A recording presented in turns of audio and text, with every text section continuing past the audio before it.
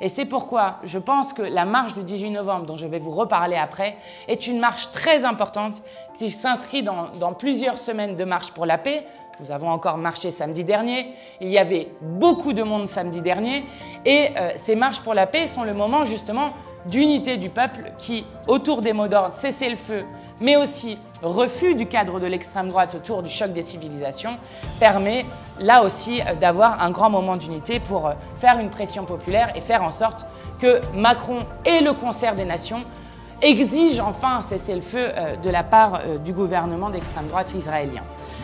Je le dis parce que ça donne de l'espoir et la manifestation de samedi, elle est décisive. J'espère qu'on va franchir un seuil parce qu'à beaucoup d'endroits, je vois que l'ensemble de l'intersyndical français appelle à participer à ces manifestations.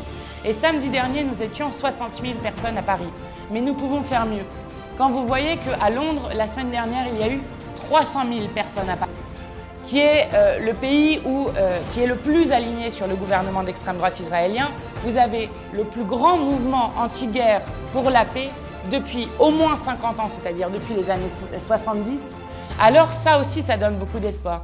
Quand vous voyez en Californie des militants essayer d'empêcher que des bateaux partent avec des missiles qui sont à destination d'Israël, eh bien cela montre que les peuples partout dans le monde sont en train de se mobiliser pour redire une chose, nous voulons la paix et nous voulons qu'on respecte les vies humaines, quelles qu'elles soient.